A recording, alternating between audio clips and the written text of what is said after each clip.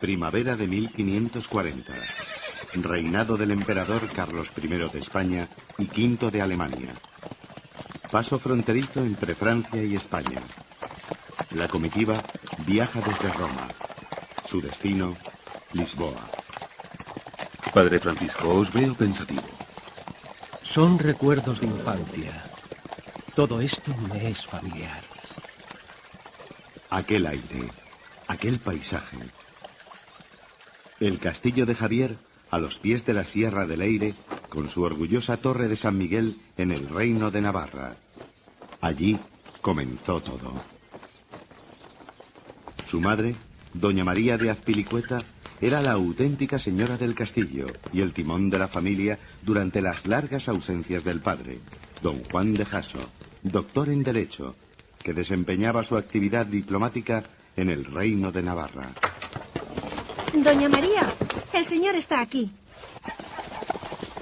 Padre. María, Francisco, qué alegría volver a veros. ¿Te quedarás más tiempo esta vez? Me temo que no, María. Las cosas no marchan bien. Castilla quiere apoderarse de Navarra a toda costa. Llegan años oscuros. Estalla la guerra. El duque de Alba toma Pamplona y los reyes de Navarra se ven obligados a huir. Les acompaña Juan de Jasso, por lo que es declarado enemigo de Castilla. Estos disgustos y reveses le enferman. 3 años después, fallece. Padre. A este duelo siguieron otros.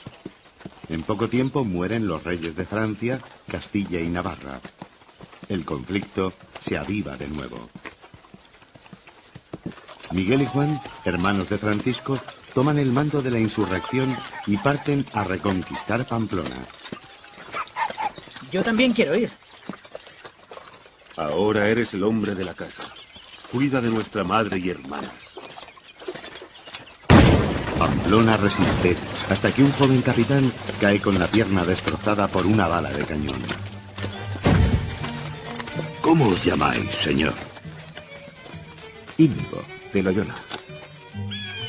Que le hagan una cura de urgencia y lo trasladen a su casa. Sois muy generoso, señor. Aquel hombre malherido iba a ser con el tiempo el artífice de una transformación en la vida del joven Francisco.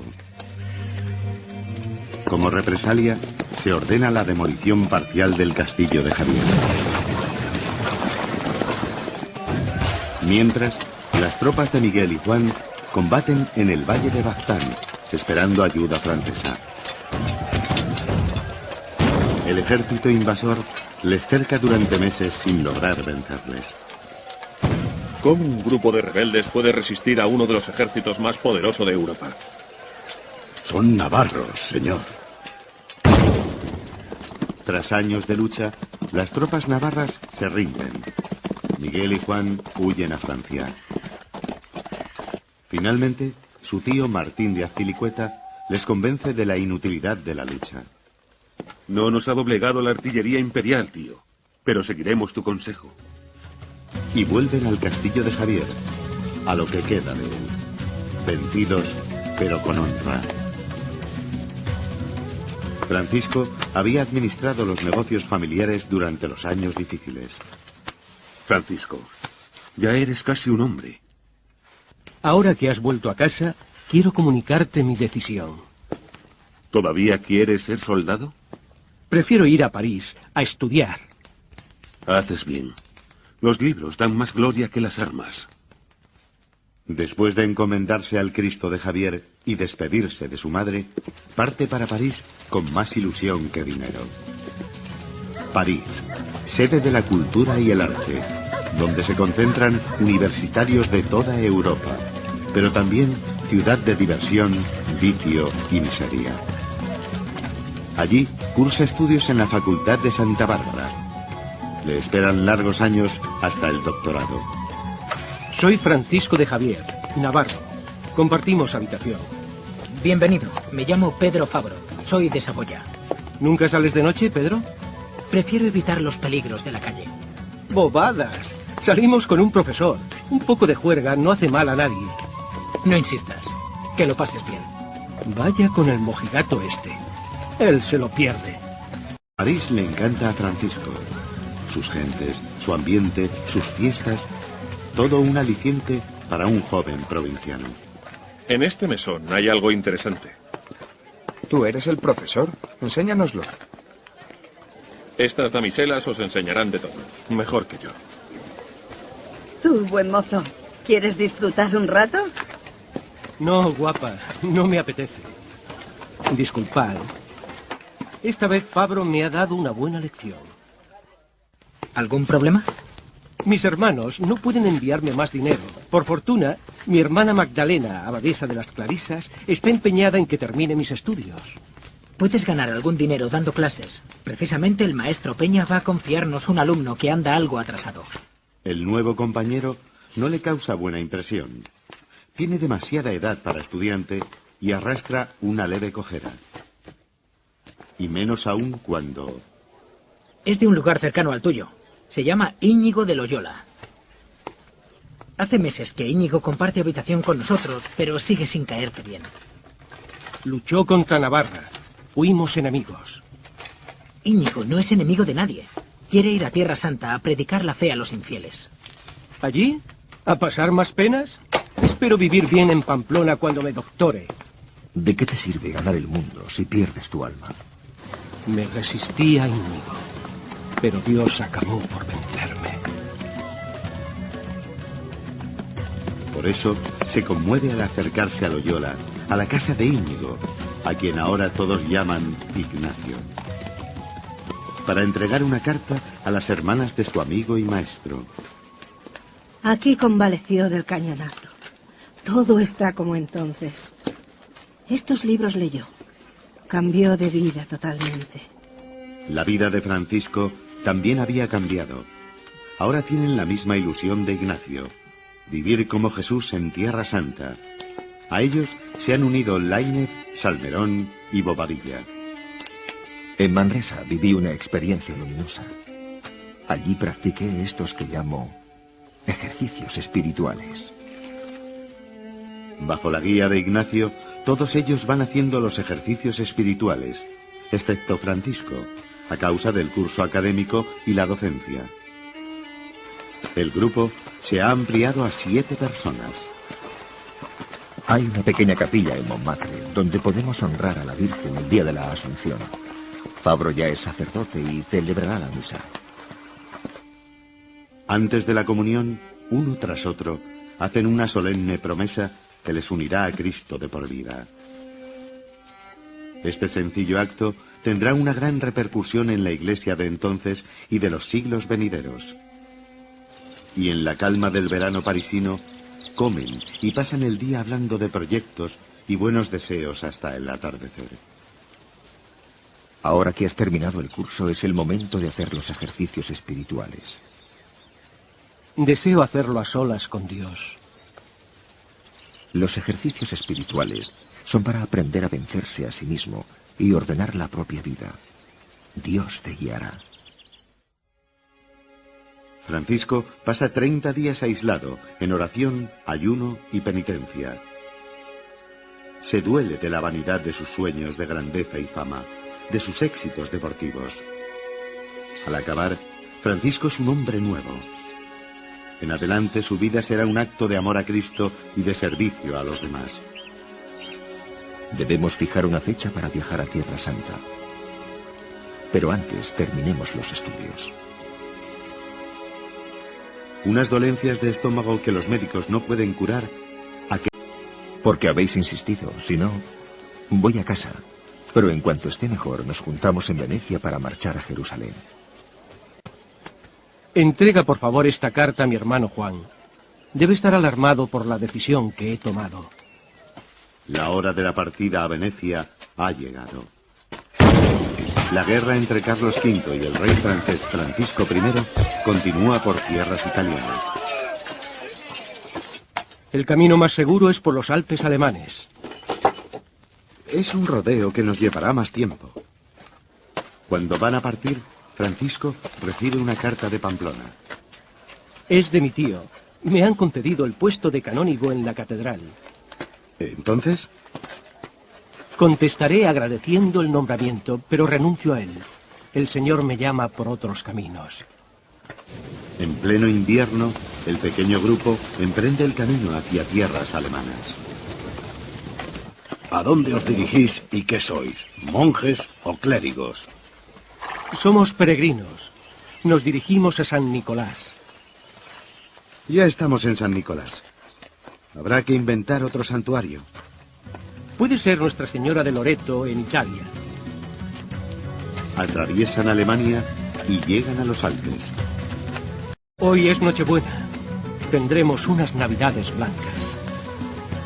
Alegres villancicos resuenan en la soledad de aquel bello y peligroso paraje. 3 semanas después, en enero de 1539, llegan a Venecia. Amigos, habéis llegado antes de lo previsto. Tuvimos que adelantar la salida debido a las guerras.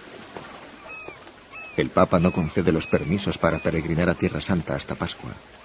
Las naves parten en junio. Estos 6 meses los dedicaremos a ayudar en los hospitales cercanos.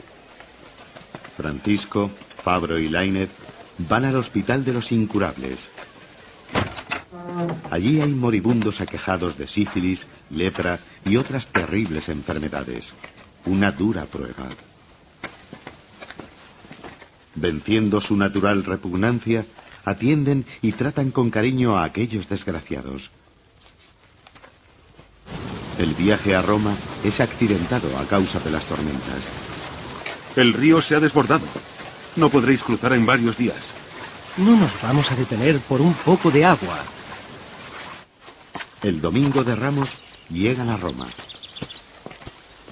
Vamos a descalzarnos para pisar el suelo de los mártires. El Papa Pablo III se admira de su cultura y al mismo tiempo de su humildad. Nuestro deseo es ir a Tierra Santa.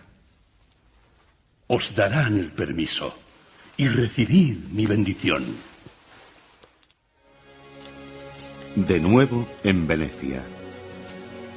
Lo primero será ordenarnos sacerdotes, ya que en Jerusalén no será posible. El día de San Juan, Francisco y sus compañeros reciben la ordenación sacerdotal. Malas noticias. Los turcos han declarado la guerra a Venecia.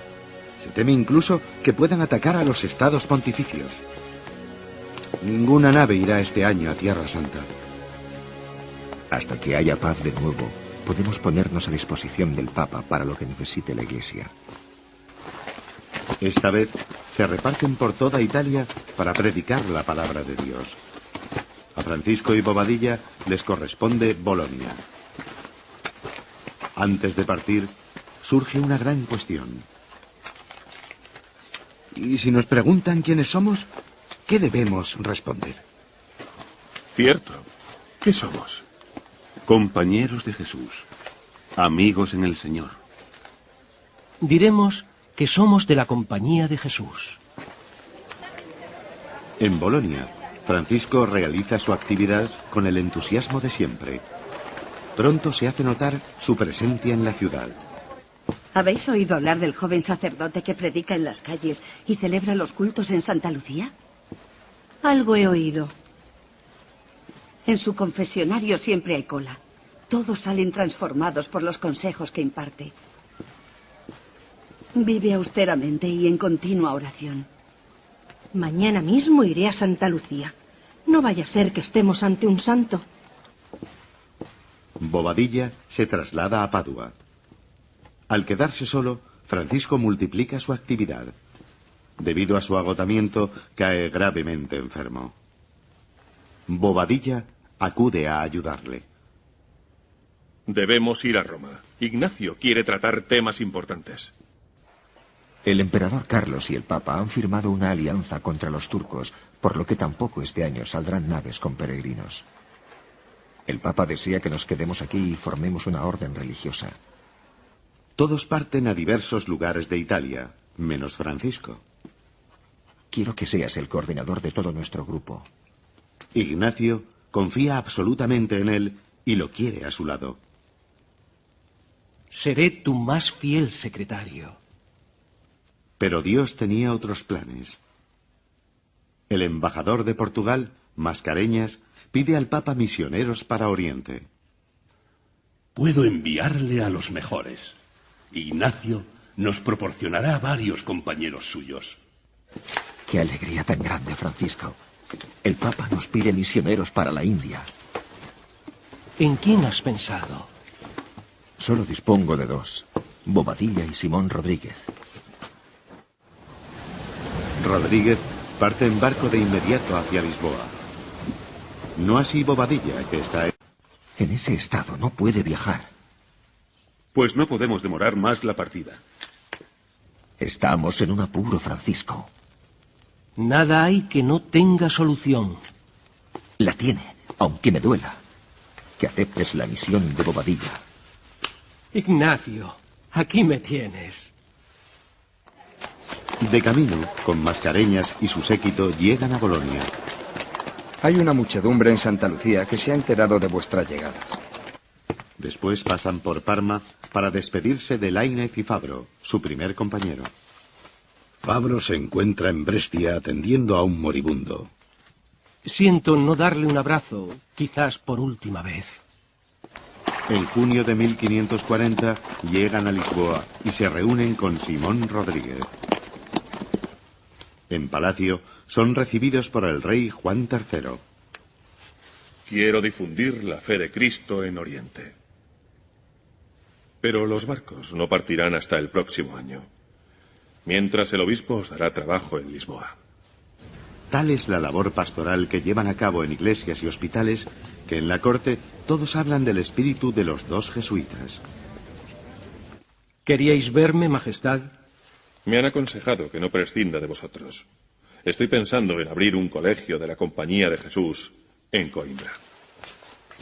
Os lo agradecemos, pero debemos obediencia al Papa y a nuestro padre Ignacio.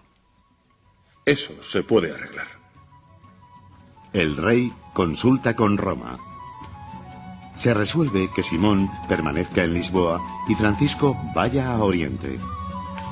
Yo era el último para tal misión. Que sea la voluntad de Dios. En abril, 5 naves salen para las llamadas Indias. Francisco embarca en la nave capitana. Son órdenes del rey que llevéis un criado. Gracias, pero no lo necesito. Viajáis como nuncio del Papa.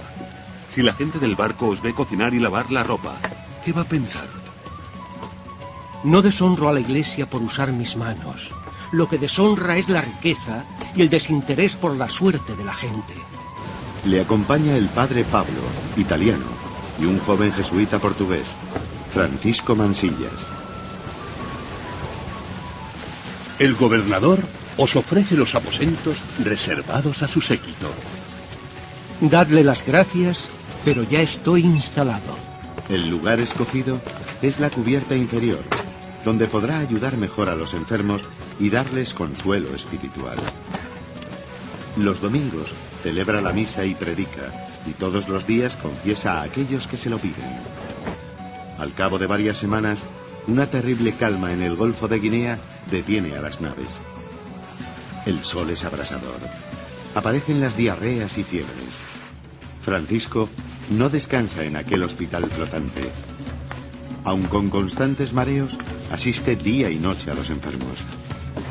Cuando vuelve el viento, se dirigen al Cabo de Buena Esperanza. Una terrible tormenta les azota varios días. Al fin, diezmados y exhaustos, llegan a Mozambique.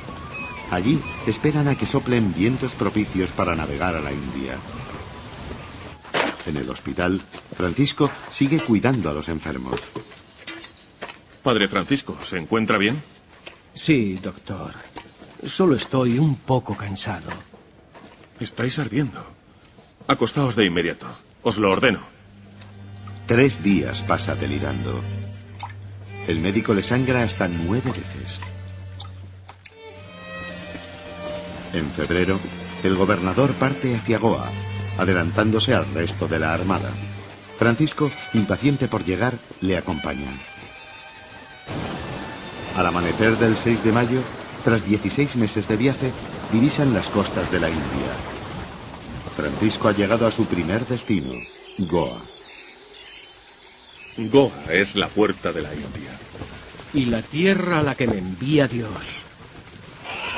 ¿Quién es ese al que todos veneran? Un brahman, una especie de sacerdote. Francisco se da cuenta de que tiene ante sí problemas nuevos. Tendré que hablar con ellos, saber qué creen y predican. La primera visita es a la catedral. El obispo, Fray Juan de Alburquerque, es español. Alzaos. Sois el nuncio del Papa. Yo debo postrarme ante vos. La segunda es al hospital. Aquí comenzaré mi ministerio sacerdotal. Déjelo para mañana. Le mostraré sus aposentos en la casa del gobernador. Gracias. Pero me quedo con estos. Me instalaré junto a estos dos tan graves. Así podré ayudarles si me necesitan de noche. El mal de Goa era la ignorancia religiosa. Los cristianos desconocían su propia fe. En esta ermita organizaré una escuela. ¿Cree que vendrán a oírle? Iré yo a buscarles. Todos los días, los habitantes de Goa contemplan una curiosa escena. Para que asimilen mejor sus enseñanzas, utiliza viejas melodías familiares a las que incorpora la letra de las oraciones y los mandamientos. Pero si ese hombre está cantando el Padre Nuestro. Así no se le olvidará. A los 2 meses de su llegada a Goa... Tengo 2 noticias para usted. Deseo que el colegio de San Pablo sea dirigido por la Compañía de Jesús. Escribiré al padre Ignacio de inmediato. La segunda es que le envío a una tierra donde podrá hacer muchos cristianos. Pero si aún no domino el idioma... Viajará con 2 diáconos de esa región, que le servirán de intérpretes. Francisco navega hacia el sur, hasta el cabo de Comorín, donde se juntan los 2 mares. Allí casi nadie ha oído hablar de Jesucristo. Son parabás, buscadores de perlas. Dicen que muchos de ellos fueron bautizados hace años, pero nadie les ha enseñado la doctrina. Tenemos una gran labor por delante. Durante un año recorre aquellas tierras de temperaturas extremas, tormentas torrenciales y distancias enormes entre una aldea y otra. Francisco emplea el mismo método que en Goa. Un día acuden a un templo a hablar con los brahmanes. Desde que llegué a la India he querido conocerles, pero hasta ahora no han aceptado dialogar conmigo. Pero estos sienten curiosidad por aquel extranjero que ha convertido a tantos al cristianismo. El más anciano contestará a sus preguntas. ¿Qué mandan vuestros dioses? Lo primero, no matar vacas. Después, dar limosna en los templos. ¿Y el Dios de los cristianos? Con gran ardor, Francisco les expone los mandamientos. Ciertamente es Dios verdadero, pues los mandamientos son conformes a la razón. Durante largo rato discuten serenamente de temas religiosos.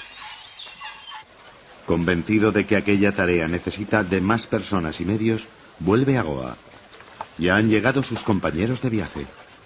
Pablo, Mansillas, cuánto os he echado de menos. Ha sido solo el comienzo. Casi todo está por hacer.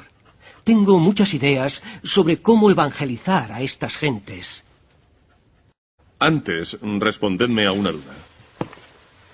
¿Qué hay de ese niño que resucitasteis en Comorín, del que tanto se habla en Goa? Por Dios, excelencia. Aquel niño estaba vivo y yo le hablé en nombre de Dios. Solo Él puede hacer milagros. Poco más tarde, vuelve a la costa de la pesquería. Esta vez lleva a Mansillas y a otro sacerdote consigo. Al contar con más medios, multiplica su actividad. Los nativos comienzan a llamarle el Gran Padre. Un nuevo problema complica las cosas. Estalla una guerra entre reinos vecinos.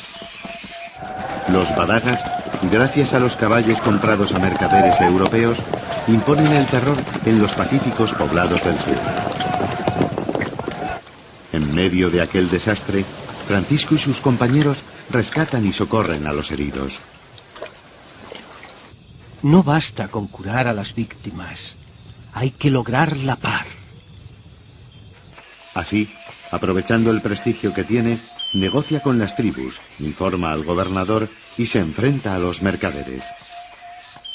Por fin, es recibido por el rey de aquel territorio. He hablado con el gobernador y os promete protección portuguesa a condición del cese de la contienda. No sabía que fuerais tan hábil diplomático. Lo habré heredado de mi padre. La mies es mucha y las fuerzas de Francisco limitadas. Queda tanto por hacer. ¿Dónde quiere, señor, que vaya? Pronto le llega la respuesta. No se puede navegar hacia el sur. Soplan vientos contrarios. Puedo llevarle al norte, a Santo Tomás. Santo Tomás, donde reposan los restos del apóstol que evangelizó la India. Allí, junto al sepulcro del santo, dedica tiempo a la reflexión y la oración. ¿Os quedaréis algún tiempo, padre Francisco? Debo continuar mi misión como nuncio del Papa. Iré al archipiélago malayo. Querido padre Ignacio, me encuentro de nuevo en el mar, en la ruta de las especias. Hasta aquí han llegado las naves portuguesas. Mi primer destino es Malaca, una ciudad voluptuosa, de vida fácil, donde conviven malayos, javaneses y chinos, y se practica la esclavitud. Sin embargo, sus habitantes son hospitalarios. Cuántas visitas tengo que hacerles, y con cuánta diplomacia para convencerles de que liberen a sus esclavas. En cada visita, procuro quitarles una. Incluso he casado a alguno con la última que le quedaba. No sé si he conseguido lo que pretendía, pero he de continuar mi ruta. Los cristianos de Amboino me reclaman. Dicen que estos archipiélagos están llenos de piratas, pero hasta ahora nos han respetado. No debemos ser una pieza muy valiosa. Llegamos a la isla de Amboino. Parecía desierta porque sus moradores se esconden de los extranjeros. He tenido que cantar melodías religiosas para hacerles salir. He visitado las 7 aldeas. Dejo a los que vengan tras de mí la consolidación de estos cristianos. Al pasar junto a la isla de Cedam, se desató una violenta tempestad. Todos temíamos perecer y me suplicaban que encomendase a Dios la embarcación. A pesar de que venía rezando toda la travesía para calmarles, seguí una costumbre de estos mares. Introduje la cruz en el agua. Oh, se la han llevado las olas. Amainó la tormenta. Entristecido por tal pérdida, llegamos a Cedam. ¡Es un milagro! Seguro que fue una casualidad, pero mansamente un cangrejo depositó la cruz a mis pies. Hay una isla que llaman del Moro, a la que todos me desaconsejan ir. Sus nativos son caníbales, pero eso mismo me mueve a no dejarlos por imposibles. Al final conseguí una embarcación. La isla del Moro es, debido a sus volcanes, tierra de difícil cultivo y de gente muy ignorante y desconfiada. Pasé allí más de 2 meses, hablando más con Dios que con los hombres. Habiendo llegado al confín de los territorios que, como nuncio suyo, me confió el Papa, inicié el regreso a Goa. En Malaca tuve la gran alegría de abrazar a los 3 nuevos miembros de la compañía que no conocía. Gracias a Dios, veo que nuestro grupo crece y que habrá quien continúe la misión en estas tierras. No sé cuánto tardaréis en recibir esta carta, Padre Ignacio, a quien tanto quiero y debo. A la vez que os pido humildemente vuestra bendición, os confío un secreto anhelo que tengo puesto en una isla muy grande que dicen se encuentra más allá de China. Se llama Japón. En abril de 1549, Francisco parte hacia Japón. Le acompaña Pablo, un nativo convertido al cristianismo. ¿Crees que tus paisanos se convertirán al cristianismo como tú? Mi gente se rige por la razón. Si vuestra vida les parece que responde a lo que predicáis, tendréis casi todo el camino hecho. En Malaca, una expedición portuguesa contrata a un junco pirata chino para que les lleve a Japón. Francisco y Pablo les acompañan. El viaje es agitado. En un desgraciado accidente, perece la hija del patrón. El chino, desconsolado, conjura a su dios. Mi Dios me lo ha revelado. La culpa de la muerte de mi hija es de este extranjero. Arrojadle al mar. Dios me manda ir a Japón. Ni vosotros ni vuestro ídolo lo van a impedir. Sin más contratiempos, en agosto llegan a Kagoshima, el pueblo de Pablo. Estos son mis padres y mis familiares. Tendrás que presentarme también a las autoridades. Calma. Primero se empieza por saludar a la familia, luego a los amigos. Poco a poco se va ampliando el círculo. Francisco aprende en Japón una nueva lección: sujetar su impaciencia. Ante todo, debe estudiar la lengua. Al cabo de 3 meses, puede ver al señor de la comarca. Estoy informado de que sois persona honorable. Podéis predicar vuestra doctrina si lo deseáis. Sin embargo, ante la presión de los bonzos, el señor revoca el permiso para evangelizar. Me voy a otro lugar del Japón, pero no estéis tristes. Vendrán más apóstoles a esta tierra. En Hirado, encuentran un barco portugués. Los marinos, al verles, les reciben con salvas, lo que causa una gran impresión en la ciudad. Allí, más de 100 personas se convierten a la fe. Lo que nos costó más de 1 año en Kagoshima, aquí lo hemos logrado en pocos días. Eso quiere decir que el Señor está con nosotros. En Yamaguchi vive un príncipe poderoso. Francisco y Juan Fernández deciden ir a verle en pleno invierno. La nieve convierte la ruta en un paisaje de gran belleza, pero Francisco no se detiene. Nada puede apartarle de la pasión de su vida, Jesucristo. Quiere darlo a conocer al mayor número de personas. Sortean con diplomacia todos los peligros: pueblos en guerra, ladrones. ¡Extranjeros, fuera de aquí! Tras una breve estancia en Yamaguchi, llegan a Kioto, la capital del imperio. Con estas cartas credenciales seremos recibidos por el emperador del Japón.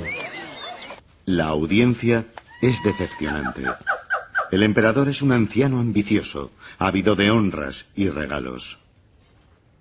¿No me traéis nada del rey de Portugal? Con sensación de fracaso, regresan a Hirado. Volveremos a la corte, pero no como pobres extranjeros. Persuadidos de que su aspecto descuidado ofende a los japoneses, cambian de indumentaria. Esta vez van a recibir al embajador del Papa y del rey de Portugal. El mendigo se convierte en un refinado dignatario. Además, los regalos que ha traído de Goa causan gran efecto en el señor de Yamaguchi. Tomad a cambio estos presentes.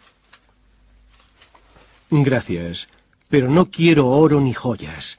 Solo deseo libertad para predicar en vuestras tierras. Permanecen 5 meses en Yamaguchi. Son muchos los que le escuchan, pero pocos los que se convierten. Francisco siembra, otros recogerán. El capitán Duarte, antiguo conocido de Goa, está en Japón para abrir nuevos mercados. Me pide que le acompañe como capellán a Bungo. Es una oportunidad para entrar en nuevos reinos. Francisco ha aprendido la lección. La entrada en Bungo constituye una magnífica procesión acompañada de un desfile militar. El señor de Bungo solo tiene 20 años. Podéis predicar vuestra doctrina en mi isla. Dentro de 7 días parto para la India. Ya he hecho mis negocios. ¿Y a vos? ¿Qué tal os va, padre Francisco? Se necesitan aquí más misioneros. Estoy pensando en traer refuerzos. ¿Aceptaría un nuevo pasajero? A mediados de noviembre, la nave de Duarte leva anclas. Francisco nunca más pisará Japón. Cuidad de mis hermanos japoneses. Volveré antes de un año. Durante el viaje, tienen una tempestad tras otra. Estad tranquilos. Esta nave morirá de vieja en el dique seco. En Malaca le espera un buen montón de cartas. ¡Qué alegría! Después de varios años sin recibir noticias. Primero leeré esta de Ignacio. Amado Francisco, desecha el pesimismo que a veces te invade ante las dificultades de la misión que tienes encomendada. Esas tierras serán cantera de vocaciones para la compañía en un futuro cercano. Te envío todos los hombres y medios de que dispongo, así como mi total apoyo y confianza. He decidido nombrarte provincial general de Oriente, cargo que te pido aceptes por obediencia y amor a Dios. De regreso a Goa, habla de un proyecto largamente anhelado. Varios comerciantes portugueses que han intentado entrar en China han sido encarcelados. ¿Qué podemos hacer, Pereira? Si consiguiéramos entrar en China, yo como embajador de Portugal y vos como nuncio del Papa, podríamos obtener algo positivo. China tiene inmensas perspectivas comerciales. Lo lograremos. Para vos, China es un gran mercado. Para mí, todo un mundo para Cristo. Conseguidos la embajada de Portugal y el permiso del Papa, Pereira y Francisco viajan a Malaca con destino a China. Llevan mercaderías para comerciar. En Malaca tienen el primer contratiempo. Álvaro de Ataide, almirante de los mares de Oriente, no reconoce a un mercader como embajador del rey y ordena requisar la nave. Al oponeros a un legado pontificio, incurrís en excomunión. En esta isla solo mando yo. Ataide hace correr la voz de que la nunciatura pontificia es una falsificación. Francisco tiene que refugiarse en la iglesia. Finalmente, Ataide consiente en que el barco se haga a la mar, pero sin Pereira y con tripulación de su gente. Francisco recibe un trato seco y displicente. Eso es Cantón, pero no atracaremos allí. Fondearemos en la isla de Sancián, escala de mercaderes. Nadie querrá llevarle a China. Se juega la cabeza. A los extranjeros los encarcelan y torturan. Los portugueses abandonan la isla. ¿Tenéis quien os lleve a Cantón? Una embarcación china vendrá a buscarme. Entonces, adiós y suerte. Decid a mis compañeros que me encontrarán en la corte de Pekín o en una cárcel de Cantón. Solo quedan allí el intérprete chino y su criado indio. El barco no acaba de llegar. Padre Francisco, entrad en la choza, hace frío. Estáis ardiendo. Acostaos, os cubriré con una manta. Se me pasará enseguida. ¿Cómo está? Creo que delira. Repite sin cesar: Jesús, hijo de David, ten piedad de mí. El 3 de diciembre de 1552, de madrugada, a un paso de China, muere con el nombre de Jesús en los labios. Siglos más tarde, la Iglesia le honrará como patrono universal de las misiones. Madre, el Cristo de la capilla está sudando sangre. Dios mío, Allá en Oriente algo le pasa a Francisco.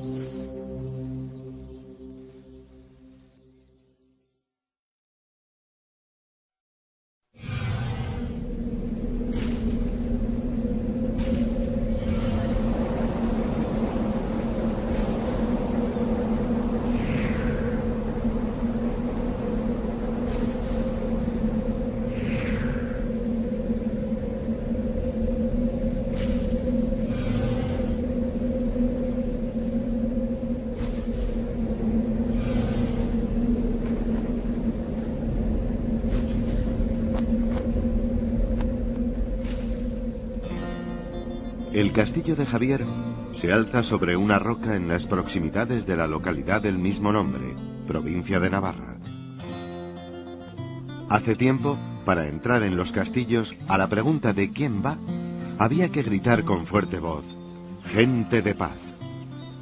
Si era reconocido el visitante, se bajaba el puente levadizo sobre el foso y podía entrar. El castillo de Javier no dejaría de ser un castillo más, o quizás unas ruinas, si en él no hubiera nacido un 7 de abril de 1506 el quinto y último de los hijos del matrimonio del doctor don Juan de Jasso y doña María de Azpilicueta. Francisco siempre utilizaría el apellido de Javier. Estamos en las postrimerías del siglo X, una época en la que Almanzor se apoderó de Pamplona hasta 3 veces. Alrededor de esta atalaya, que se mantendrá como corazón de la fortaleza y fundamento de su torre del homenaje, el castillo irá creciendo como un bulbo, rodeado cada vez por mayores defensas. Este fue el escenario de mi vida durante 19 años. Aquí, en estos patios, en estas torres, en estas estancias aprendí a mirar más allá, a decir, a callar, a imaginar, a recordar. Con el transcurrir de los años, se convertiría en el palacio y solar conocido como Cabo de Armería de Javier, una de las casas más antiguas del Reino de Navarra. Desde lo alto de ella fui adivinando ese algo más que se esconde tras el horizonte. En este árbol genealógico, tras los tenientes del castillo, desde el siglo XIII, aparecen los abuelos de Francisco Javier, Juana Aznález de Sada y Martín de Azpilicueta. Su hija, María de Azpilicueta, se casa con el doctor Juan de Jasso. Son los padres de Francisco. Yo escogí el camino de las letras. Mis hermanos mayores habían escogido el camino de las armas. Este camino de ronda que podemos contemplar recuerda que en el año 1516, cuando nuestro protagonista, Francisco, era un niño de 10 años, tuvo que asistir a un dramático capítulo de la historia de su familia. En represalia por la participación de Miguel y Juan, sus hermanos mayores, en el fracasado intento de recuperar el reino de Navarra para la dinastía de Catalina de Foix y Juan III de Albret, reyes de Navarra, las defensas del castillo fueron abatidas por orden del cardenal Cisneros. Derruyeron sus 2 murallas adelantadas, rebajaron a la mitad su torre del homenaje, desmontaron sus matacanes y abatieron sus almenas.